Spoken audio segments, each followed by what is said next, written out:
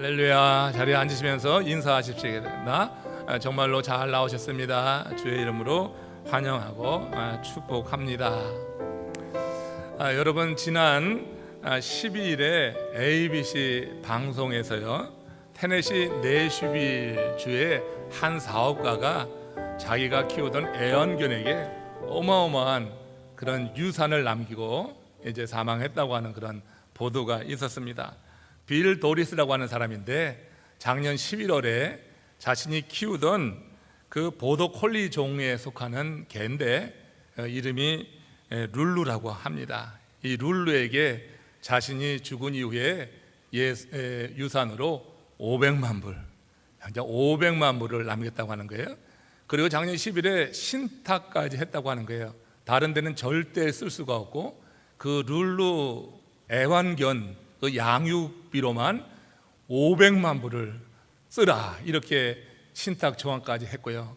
그 동네에 그 자신의 친구 할머니에게 자신의 개 룰루를 맡겼다고 해요.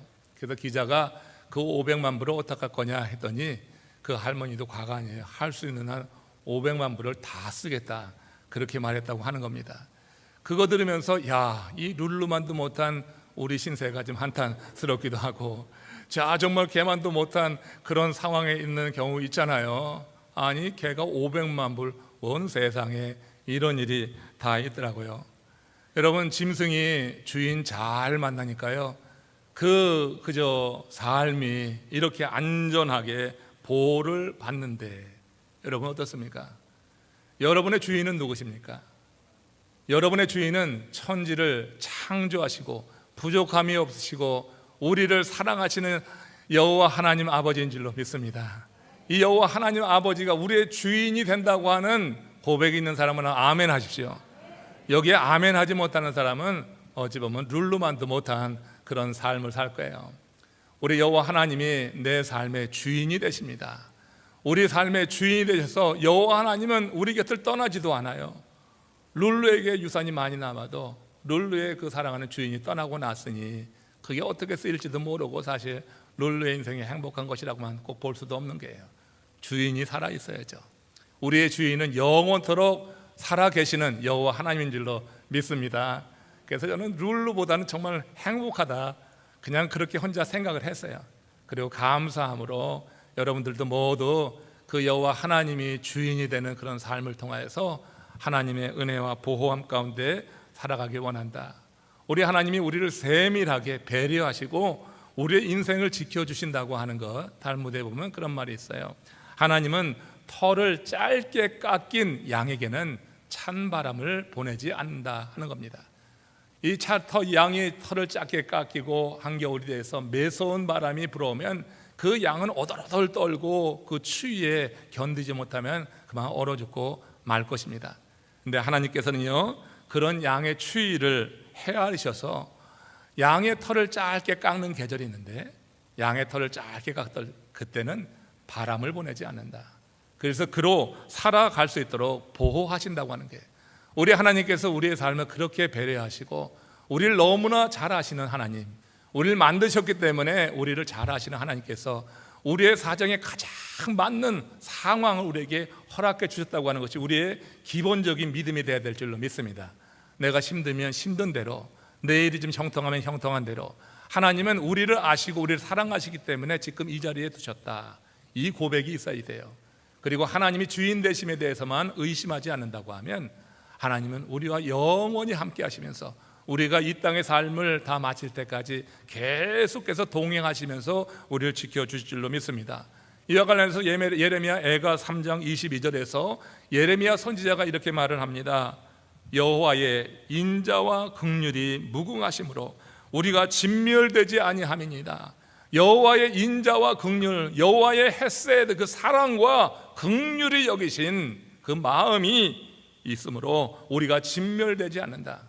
여호와 하나님이 우리의 주인됨을 믿는 모든 백성들에게 하나님께서 이렇게 역사하셔서 우리의 삶을 지켜주신다고 하는 것을 이렇게 예레미야 애가는 고백하고 있는 거예요.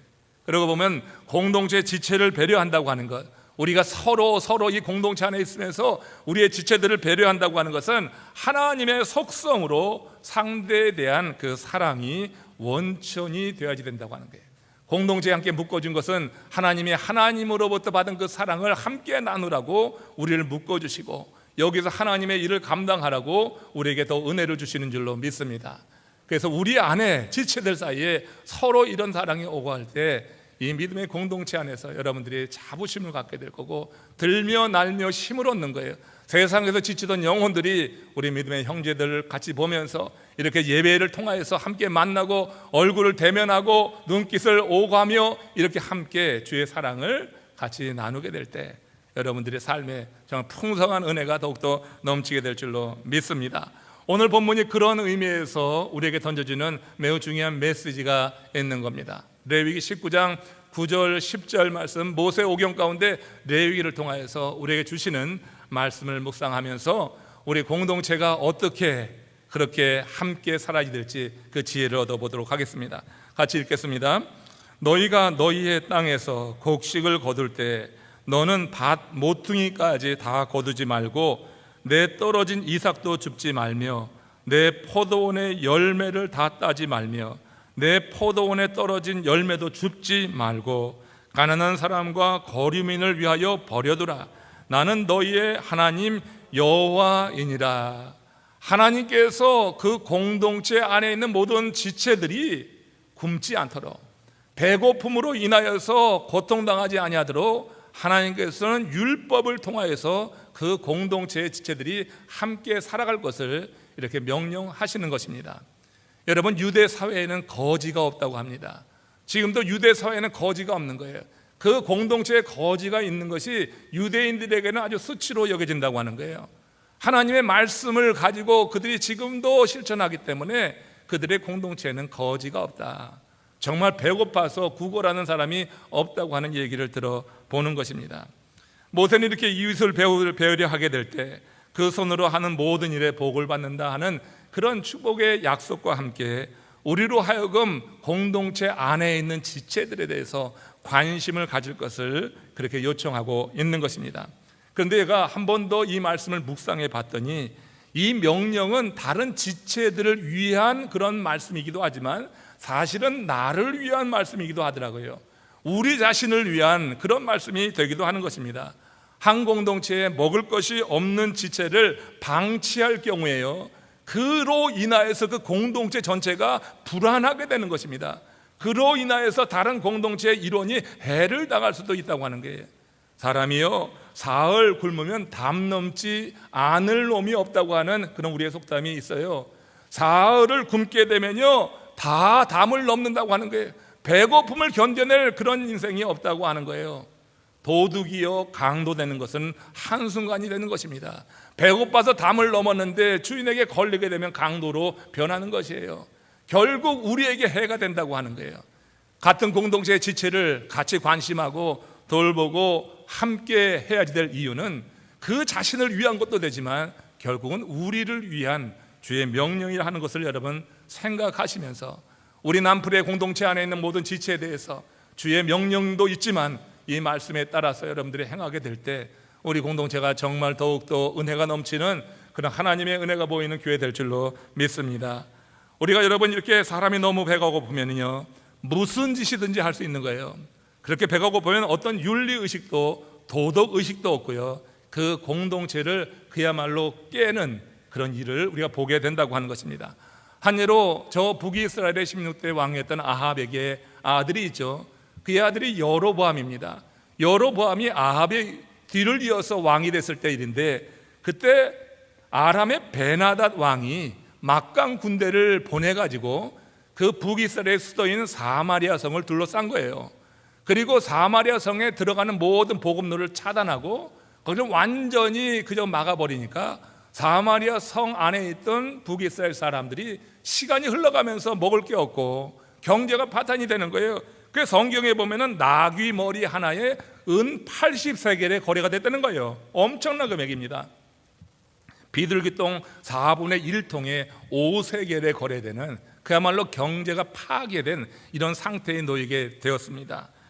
그때 여러분 여로보암 왕이 그 북이스라엘 사마리아 성 위를 거닐고 있는데, 그때 성 밑에 있었던 북이스라엘 한 여인이 어떤 다른 이웃 여인과 갈등을 크게 빚었다가 그 갈등을 이제 해결하기 위해서 그 왕을 바라보고 왕에게 크게 외치는 거예요. 왕이여, 나를 도와주소서, 우리의 이 문제를 해결해 주소서 하고 여로보암 왕에게 외치는데, 그때 이 여로보암 왕하고 이 여인이 나눈 대화를 보면은 그때 성 안에 어떤 일이 있었는지 정말 기막히고 비참한 일이 이루어지는 것을 성경이 증거합니다. 열왕기하 6장 28절 29절에서 우리 확인해 보겠어요. 같이 읽습니다. 무슨 일이냐 하니 여인이 대답하되 이 여인이 내게 이르기를 네 아들을 내놓으라. 우리가 오늘 먹고 내일은 내 아들을 먹자 하며 우리가 드디어 내 아들을 삶아 먹었더니 이튿날에 내가 그 여인에게 이르되 내 아들을 내놓으라. 우리가 먹으리라 하나 그가 그의 아들을 숨겼나이다 하는지라. 내 아들을 내놔서 배고픔을 면했는데 이제 그 여녀의 아들을 내놔야 될 텐데 그녀의 아들을 숨겼나이다 하면서 왕에게 호소하는 거예요. 이런 기막힌 일이 그 여로보암 왕 때 사마리아 성 안에서 이루어지고 있었어요. 사람이 배가 고프니까 이런 말도 되지 않는 엄청난 일을 저지르고 있었다고 하는 것입니다. 사람이 배고픔이 극에 달하게 될 때 인륜이고 도덕이고 다 무시되고 짐승보다 못한 삶을 살아갈 수 있다고 하는 것을 성경이 이렇게 말씀해주고 있어요. 따라서 여러분, 한 나라의 지도자가 된다고 하면은 국민이 최소한 사흘을 굶어서 담을 넘게 해서는 안 된다 하는 것입니다. 최소한 국민이 사흘을 넘어가지고 비이율린적이고 도덕적인 짐승 같은 삶을 살게 해서는 안 된다. 지도자가 할 일은 일단은 국민들의 배를 따뜻하게 하는 것이다 하는 것을 우리가 생각해 봅니다. 이와 관련해서 우리 고국의 이재명 경기지사가 그가 대선에 나서면서 지금 굉장히 인기를 누리고 있는데 그가 계속 지지하는 거, 그게 뭐냐면은 1인당 연간 100만 원씩 기본소득으로 주자고 하는 거예요. 모든 사람에게, 그의 빈부에 상관없이 모든 사람에게 1인당 100만 원을 주자고 그렇게 주장을 합니다. 이 주장에 대해서 여당도 야당도 다 비판을 하는 거예요. 그가 국가 재정을 가지고 선심성 공약을 편다고 그렇게 비판을 합니다. 이런 식의 복지 정책은 저 알라스카 주밖에 없다. 일국이 나라가 이런 복지 정책을 펴는 적이 없다 하면서 비판을 하는 거예요. 다음 잘못하다가 베네수엘라처럼 된다고 하면서 비판을 하는데 이 재명 지사는요 끄떡도 않고 그냥 주장을 하고 있더라고요. 그게 컨셉이 있는 거예요. 자기의 지도자로서의 컨셉을 지키는 거예요. 나는 없는 길도 만들어내는 지도자다. 이것을 인식시키려고 계속해서 그 주장을 하는데요, 그게 반복되다 보니까 사람들에게 그냥 이제 스며들어가고 있는 거예요. 국민이 그것이 문제가 어떤 일을 벌일 것이 분명히 압니다. 그것이 잘못된 정책이라고 하는 것도 압니다. 옳고 그름에 대해서 다 인식을 하는데 일단 자기 지갑으로 현금이 들어오는 것에 현혹에 대해서 그를 지지하니까 그의 지지율이 상당히 올라가고 있다고 하는 그런 기사를 보는 거예요. 지도자는요 공동체 한쪽에서 풍악 소리가 나는데 다른 한쪽에서 곡소리 나게 해서는 안 되는 것입니다. 그런 지도자는 옳은 지도자가 아닌 것입니다. 그걸 해결하기 위해서 한쪽의 배고픔을 풀겠다고 다른 한쪽에 세금을 잔뜩 매겨가지고 그렇게 또 다른 한쪽에 눈물 나게 해서도 안 되는 거죠. 저는 모든 지도자들은 공동체의 안위를 위해서 헌신하도록 세워졌다고 생각합니다. 그게 정치 지도자든지 종교 지도자든지 그 공동체의 안위를 위해서 지도자는 일해야지 되는 거다. 어느 한쪽은 슬퍼 곡을 하고 어느 한쪽은 즐거워 노래하고 하는 것이 아니라 함께 노래할 수 있는 그 공동체를 만들고 어렵고 힘들 때는 함께 이겨나갈 수 있도록 격려하고 도전하며 이끌어 나가는 지도자가 되어야 된다 생각이 들어요. 따라서 여러분, 모든 지도자들은 공동체의 안위를 위해서 오늘 이 본문의 말씀이 담고 있는 깊은 의미가 있는데 그 율법의 규정을 좀 더 깊게 연구해 볼 필요가 있겠다. 한쪽에 세금을 끌어모아 가지고 모든 사람에게 똑같이 100만 원을 준다고 하는 것도 문제가 있어요. 우리가 여러분 정말로 온전한 그런 지도자로서 한 나라를, 한 공동체를 잘 이끌어가기 위해서 하나님의 말씀 앞에 서면 되겠다. 이 규정을 우리가 잘 이해하면은 그러면은 모두가 다 함께 만족하고 어려움도 이기고 같이 함께 노래 부를 수 있는 그날이 오지 않을까 하는 그런 생각을 해요.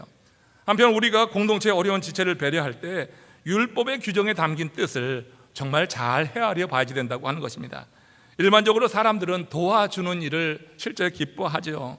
도움받는 입장이라고 하면은 지금 여러분 부끄럽게 여기는 거 아니겠어요? 그러므로 누군가를 도와준다고 할 때 도움받는 자의 입장을 반드시 배려해서 도와주어야지 될 것입니다. 이와 관련해서 신명기 24장 19절 말씀이 던져주는 의미가 있는데요, 함께 읽겠습니다. 내가 밭에서 곡식을 벨 때 그 한 뭇을 밭에 잊어버렸거든 다시 가서 가져오지 말고 나그네와 고아와 과부를 위하여 남겨두라. 그리하면 내 하나님 여호와께서 내 손으로 하는 모든 일에 복을 내리시리라.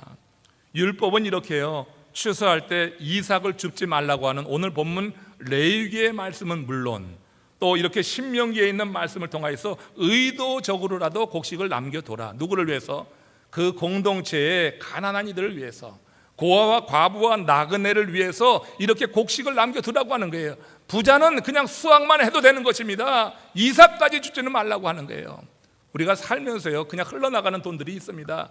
그런 거를 여러분 잘 모으면은 누군가에게 유익한 삶이 되고 누군가가 살아날 수 있는 거예요. 엑스트라로 세금을 걷지 않고 누구에게 더 큰 고통을 주지 않더라도 그렇게 행할 수 있는 것이 아니냐.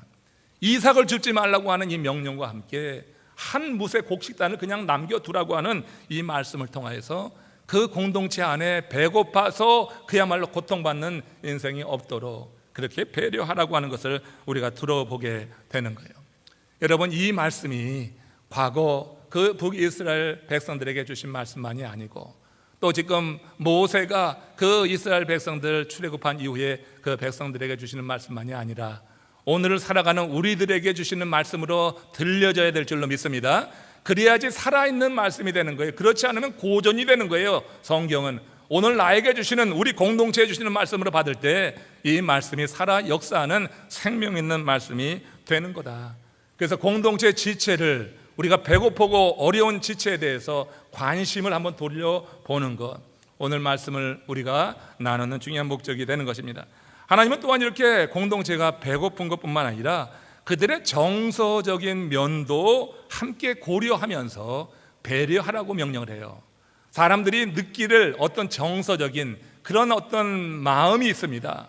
한 공동체의 일원으로 같이 뜻을 모으고 같이 연합하고 같이 서로 평등하게 살아가야 되는데, 근데 여러분 이 정서적으로 좀 처지고 정서적으로 좀 눌리고 하는 그런 영혼에 대해서도 이제 배려를 하고 같이 그 마음을 북돋아서 함께 하나님의 일을 하라고 우리에게 명령하는 것을 들어야지 되는 거예요. 사람들은 경제적 어려움은요 어떻게 해서든지 견뎌냅니다. 사람은 그렇게 할 수 있습니다. 누가 돕지 않아도 정말 견디려고 하면 견딥니다. 근데 정신적으로 수치를 당할 때는 그걸 견디지 못하는 사람들이 꽤 많이 있는 거예요. 여러분 아십니까? 죽음이 주는 두려움 위의 감정이 있는 것 같아요.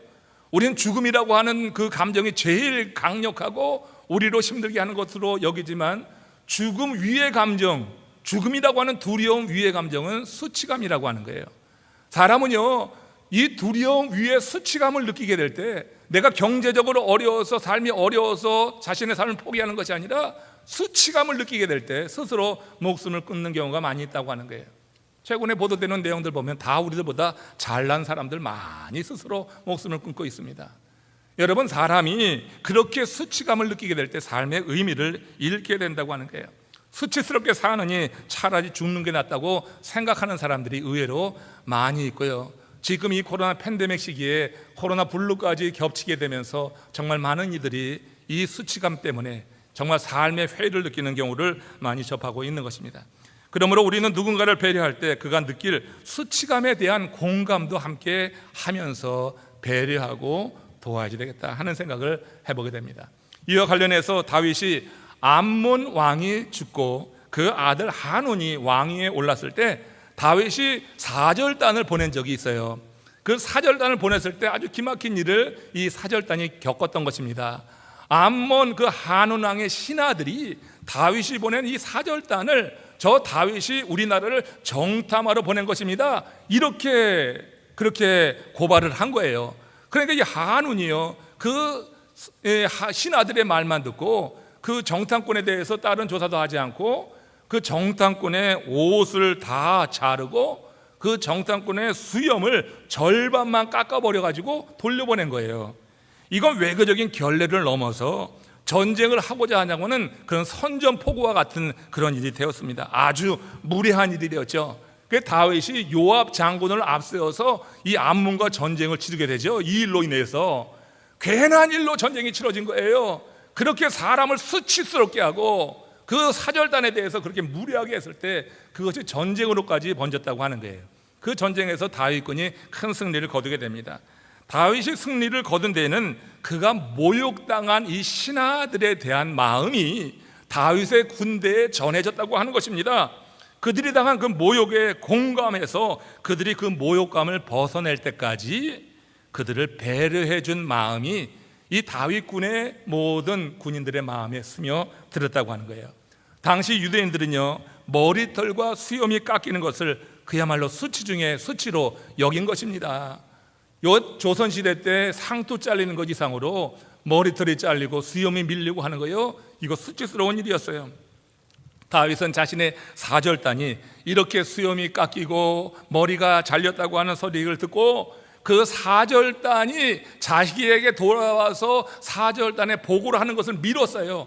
그리고 너희들은 저 여리고성에 머물러 있어라. 예루살렘까지 여리고성이 좀 떨어져 있습니다. 그 여리고성은 좀 변두리에 있어서 많은 사람들과 접촉하지 않는 곳이에요. 그러니까 여리고성에 머물러서 너희 수염이 자라고 머리가 자랄 때까지 거기서 머물렀다 와라. 급하게 올 일 아니다. 내게 보고하지 않아도 된다.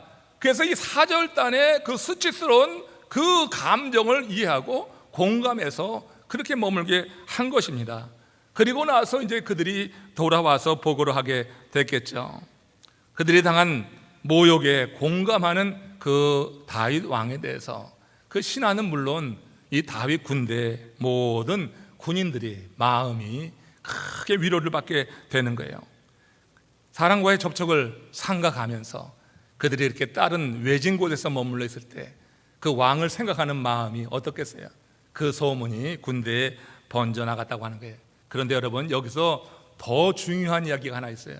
그게 뭐냐면은 그들이 여리고성에 머물라고 하면서 머물다가 돌아와라, 급히 오지 말고 머물고 돌아오라고 하는 그 말에는요, 매우 중요한 암시가 담겨져 있는데, 그들이 여리고에 머무는 동안 나는 너희들에게 이런 큰 모욕을 주고 수치를 준 저 암몬 그 한운 왕과 그 군대를 내가 칠 것이다, 그런 얘기예요. 너희들은 이곳에 머물러서 회복되기를 기다려라. 그러나 내가 너희들에게 수치를 준, 모욕을 준 저 군대를 내가 멸하리라, 그렇게 했다는 거예요. 그러니까 얼마나 그게 공감이 되겠어요. 다른 신하들에 대한 이런 배려가 그들이 겪은 수치심을 왕이 공감하고 있는 것으로 느껴져서 이 공감과 배려가 다윗과 그 백성을 연결시키는 힘이 됐다고 하는 거예요. 우리가 누군가를 생각하고 배려할 때 그가 느낄 정서적인 면도 함께 고려하게 되면요, 그로부터 큰 힘이 연결되고 같이 연합하면서 큰 일을 이루는 것을 볼 수 있다고 하는 거예요. 돕는다고 하는 것이 그런 것 아니냐. 로마서 12장 15절에서 바울이 이와 관련해서 이렇게 말합니다. 즐거워하는 자들과 함께 즐거워하고 우는 자들과 함께 울라. 이처럼 공감 능력을 갖춘 다윗, 그는 모든 군대를 하나로 묶는 그러한 지도자가 되었습니다. 그가 자주 이야기하는 것, 그를 통하여서 그 군대가 들었을 말이 이런 거예요. 그래, 너희들이 어떤 기분인지 내가 알겠다. 너희들이 어떤 기분인지 어떤 마음인지 내가 알겠다. 이런 메시지를 분명히 들었으리라 생각하고요. 그와 같은 메시지가 군대 전체에 번지게 됐을 때 그들의 연합된 힘이 이런 큰 승리를 거두어 낼 수 있었다고 하는 거예요. 지난 주일에 제55회 슈퍼볼 경기가 있었습니다. 저는 보지 못했는데 여러분들은 보신 분이 아마 계실 거예요. 템파베이 버커니어스와 저 캔사스시티의 치프스의 경기였어요. 결승전이었어요. 여기서 템파베이가 31대 9로 대승을 거두게 되었습니다. 우리 플로리다 팀이 이 슈퍼볼에서 우승한 게 정말 오랜만인 거 아니에요? 근데 이 경기에서 아주 극적인 감동적인 드라마가 연출된 겁니다. 이 드라마의 주인공이 누구냐면 쿼터백으로 나섰던 톰 브래디라고 하는 사람이에요. 그리고 그 조연 역할을 한 것은 그의 영혼의 짝으로 불리는 롭 그론카우스키라고 하는 사람입니다. 44세의 톰은요 이제 은퇴할 때가 된 거예요. 근데 이 44세의 이 톰 브래디가 이번 슈퍼볼에서 우승을 견인함으로 해서 그 한 사람이 7번 슈퍼볼에 그 우승을 차지하는 아주 주인공이 됐다고 하는 거예요.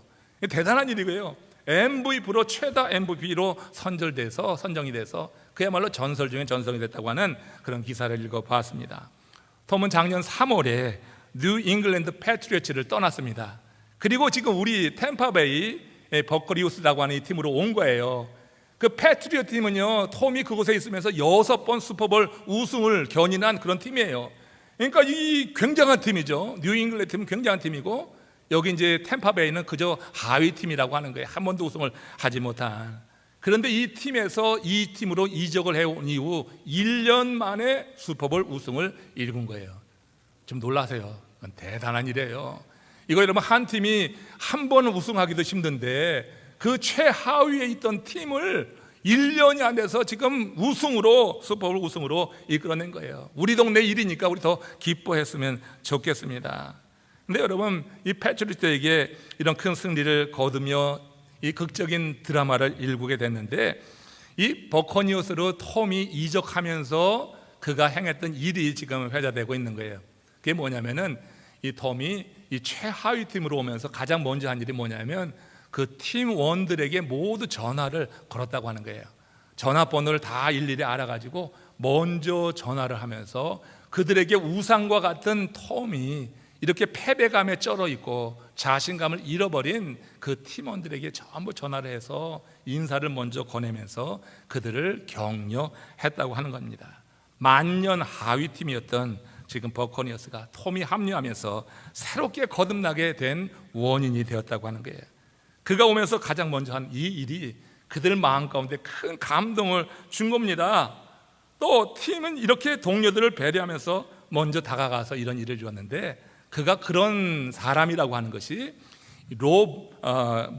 그론카우스키라고 하는 그 영혼의 짝이라고 하는 선수가 있는데 톰이 이 템파베이로 오면서 이 롭은 2019년에 은퇴했었는데 톰이 이 팀에 온다고 하는 소식을 듣고 같이 은퇴를 번복하고 합류한 거예요. 같이 합류해가지고 1년도 안 돼가지고 이번에 큰일이 일었는데 이번에 톰이 던진 그 패스가 정확하게 그 롭에게 2번 정확하게 가면서 롭이 터치다운 해가지고 대승을 거두는 아주 중요한 계기가 됐다고 하는 이야기를 듣습니다. 여러분 한 사람의 지도자가 공동체를 살릴 수 있다. 참 제가 부끄러웠어요. 한 사람의 공동체 리더가 어떤 역할을 할 수 있는지 그것을 이번 이 슈퍼볼 우승을 통해서 배우는 계기가 되었습니다.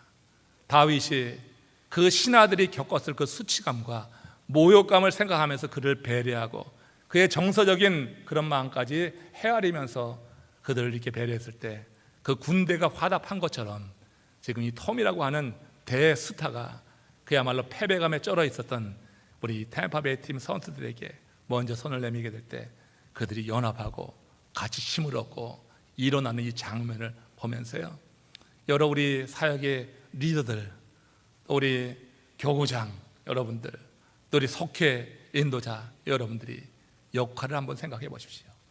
여러분들이 하는 그런 일로 인해서 그 공동체가 살아날 수 있는 거죠. 저에게는 남풀이라고 하는 가족을 다 맡기셨지만 여러분들은 세부적으로 여러분들이 하는 사역을 통하여서 여러분들의 일로 인하여서 공동체 이론이 살아나는 것을 함께 경험하면 참 좋겠다는 그런 생각을 해보는 그런 일들이었습니다. 이처럼 지도자가 공동체 일원의 아픔을 공감하고 배려할 때 기대 이상의 결과가 나타나는 것이다. 우리 하나님께서 그들의 아픔을 아시고 그들에게 힘을 주시는 내용을 또 하나 보겠습니다. 스가랴서 2장 8절 말씀, 선지자를 통해서 주신 말씀 가운데 하나님의 백성에 대해서 하나님이 어떤 마음이냐, 다윗이 그 자기의 군대에 대한 생각 이상으로 하나님이 이런 분이다. 같이 읽습니다. 만군의 여호와께서 이같이 말씀하시되 영광을 위하여 너희를 노력한 여러 나라로 보내셨나니 너희를 범하는 것은 그의 눈동자를 범하는 것이다. 스가랴 선지자가 이스라엘 백성들에게 하나님이 어떤 마음인지를 지금 일러주고 있어요. 너희를 범하는 자는 하나님의 눈동자를 범하는 것과 같다. 하나님께서 우리를 눈동자처럼 보호하신다고 하는 것이 바로 이 말에서 나오는 거예요. 하나님이 우리를 눈동자같이 보호하시는 거예요. 너희를 범하는 자는 하나님의 눈동자를 범하는 것 같다. 하나님의 눈동자를 범하면 하나님께서 가만히 있겠어요? 그러니까 하나님의 백성을 그렇게 지켜주신다고 하는 그 말씀이 되는 거예요. 우리가 여호와 하나님을 주인으로 삼고 살게 될 때 주인 되신 우리 하나님께서 우리의 삶을 그렇게 배려하시고 도우시는 줄로 믿습니다. 우리는 룰루 이상의 사람이란 말이에요. 개만도 못한 인생이 아니라 여호와 하나님을 섬기는 하나님의 사람으로서 우리 하나님께서 우리를 그렇게 지킬 것에 대한 믿음과 확신을 가지고 여러분 인생이 좀 더 담대하고 좀 더 자부심이 있고 여러분 인생에 대해서 자랑하고 여러분들이 하나님의 백성이 된 것에 대해서 분명한 고백을 하며 살아갈 수 있기를 원합니다. 우리 하나님께서 우리를 그렇게 지켜주신다고 하는 거예요. 지금 우리 사회는 여러분 정신적 지주가 될 만한 지도자의 부재로 말미암아서 극도의 혼란 가운데 빠져 있는 것을 보게 됩니다. 지도자를 신뢰하지 못하니까 불법과 비리가 그저 범람해 가고 있고요, 각자 도생하려고 하는 그런 사회 분위기가 만연해 가고 있습니다. 경제적 불안감으로 사람들이 조급해지면서 마음까지 다치고 불신의 풍조가 팽배해지면서 좌우진영으로 이렇게 나눠진 적이 없는 그런 시기를 우리 조국이 살아가고 있어요. 이거 여러분 하나님이 기뻐하실 일이 분명히 아닌 것입니다. 지도자가 바로 설 때 그 지도자가 어느 한쪽은 곡소리가 나고 한쪽은 풍악소리가 나게 행하지 않는다. 그 공동체 전체가 함께 기뻐하고 함께 슬퍼하며 갈 수 있도록 행하여야 되는 거 아닌가, 이런 생각을 해보면서 우리 조국을 위해서도 함께 신의 즐거움과 기쁨만 얻으려고 하는 그런 관계에서는 그런 결과가 필수적이라고 하는 것입니다. 우리는 예수를 믿는 믿음의 사람으로 승리를 보장받았습니다. 아멘. 우리의 주인 되신 여호와 하나님으로 말미암아서 우리는 승리를 보장받은 하나님의 사람이에요. 우리들에게 사명이 있는 것입니다. 주님의 마음으로 주변을 돌보라고 우리 주님께서 우리를 지금 이렇게 생존케 하시는 거예요. 그 영혼을 구원하고 그 심령을 살피라고 우리에게 하나님께서 생명을 연장시켜 주신 거예요. 구원하던 하나님의 사람은 하나님 나라 바로 가는 게 제일 좋은 건데, 이 땅에 두신 목적은 우리로 하여금 영혼의 구원을 이루지 못한 사람들에게 복음을 증거하고 어려운 이들을 돕고 살라고 우리에게 기회를 주셨는데, 우리가 이 기회를 나만을 위해서 쓴다고 하면은 그것은 주님께서 우리를 구원하신 목적대로 사는 것이 아니라고 생각을 합니다. 패배주의 빠진 이들에게 새 소망을 전하며 그들을 일으켜 세울 수 있는, 그래서 승전가를 부를 수 있도록 돕는, 같은 지체로서 함께 기뻐할 수 있는 공동체를 만들라고 주님께서 우리에게 요청하시는 줄로 믿습니다. 말씀을 마치면서 오늘 주신 말씀의 핵심 메시지 한번 다시 정리합니다. 여러분, 지난주 우리 교회 재정보고를 했습니다. 2020년도 재정보고에 의하면 우리는 지난 한 해 총 수입의 3분의 1에 해당되어지는 거의 50만 불에 해당되는 금액을 선교 구제비로 사용했습니다. 50만 불 적지 않습니다. 3분의 1이 선교, 해외 선교와 그리고 이 미국 내 코로나 팬데믹으로 인해서 어려움을 겪는 여러 교회를 돕고 목회자를 돕고 또 자마라고 하는 그런 그룹에 거액을 보내면서 이 미래 세대를 위해서 준비하는 그런 선교비로 거의 50만 불을 지출했습니다. 팬데믹 기간 동안에 우리가 이룬 이런 일들이 정말 자랑스럽고 여러 성도님들께 감사한 마음입니다. 나는 어떤 역할을 했는가 한번 생각해 볼 기회가 됐으면 좋겠어요. 저는 이제 우리의 눈이 지금 우리 안으로 돌아왔으면 좋겠습니다. 지난 한 해 우리가 지역을 품었습니다. 팬데믹 기간에 500여 사역을 통해서 매주 1,500명에서 200명, 2,000명의 그런 이웃들이 우리 전하는 그런 음식을 통해서 그들이 같이 이 어려운 시기를 같이 이겨나갈 수 있도록 도왔어요. 해외에 그렇게 많은 선교비가 나가게 되었고 한인 교회도 많이 도왔어요. 여러분, 이 일에 내가 관여한 부분은 얼마나 되는가 한번 생각해 볼 필요가 있고요. 그리고 이제는 우리가 우리 공동체 안에 지체들에게도 관심할 때다, 이 생각을 좀 하는 거예요. 오늘 본문이 우리 안에 있는 지체들에 대해서 관심하라고 주님께서 명령하시기 때문에 저는 오늘 본문의 근거에서 우리가 성령의 감동으로 여러분들 마음을 하나님께서 도전하시고 감동 주신다고 하면 앞으로 이삭 죽기 헌금이라고, 짧게 이삭 헌금이라고 해서 지정헌금을 하게 되면은 우리 공동체 안에 어려움을 겪는 이들을 위해서 그것을 목적 헌금으로 사용해서 우리 지체가 사흘 배고파서 담을 넣는 일이 없게 그렇게 행하는데 우리 교회가 좀 힘썼으면 좋겠다. 멀리 외국의 이방도 좋지만 이제 안에 있는 이 공동체 안을 둘러보는 것도 필요할 때다. 선교를 하면서 동시에 우리에게 주어진 은혜 안에서 우리가 안쪽의 지체들을 한번 생각해 보는 것, 하나님께서 지금 우리에게 요청하신 일이 아닌가. 일어나 빛을 발하라고 할 때 안에서 연합이 이루어지지 않으면 빛을 세상을 향하여서 발하기가 참 힘들 겁니다. 우리 공동체 안에 코로나가 2020년, 2021년까지 이어져 나가면서 여러 가지 어려움에 처해 있는 우리 형제 자매들 한번 생각해 보십시오.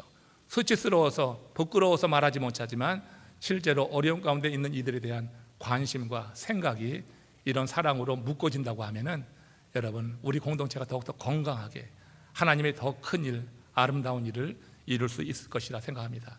나는 할 수 없어요가 아니라 어떤 식으로든지 마음에 감동이 되는 대로 한번 참여한다고 하면 의미 있는 그런 일이 될 수 있겠다는 생각을 해보면서요 함께 도전을 합니다. 여러분 우리가 하나님의 큰 사랑을 받았습니다. 그 사랑으로 우리는 지금 이렇게 하나님의 자녀된 권세를 가지고 우리 삶에 대해서 자신감을 가지고 승리의 비전을 가지고 나아가는데 그렇지 못한 영혼들에 대한 그 마음이 우리 가운데 일어날 때 하나님께서 여러분들의 삶 속에 사역 속에 역사하실 일들을 정말 기대하게 됩니다. 이런 일들이 우리를 통하여서 이루어지게 다시 한번 주의 이름으로 축원합니다. 함께 고개 숙여서 기도하실 때 주님의 은혜 안에서 이 모든 일이 잘 감당되어 나갈 수 있도록 도와주시옵소서. 하나님의 은혜가 우리 가운데 임할 때 그 감동을 저버리지 말고 함께 참여하는 가운데 하나님의 영광이 드러나길 원합니다. 우리의 기도가 되기를 원합니다. 다 같이 합심으로 기도하시겠습니다.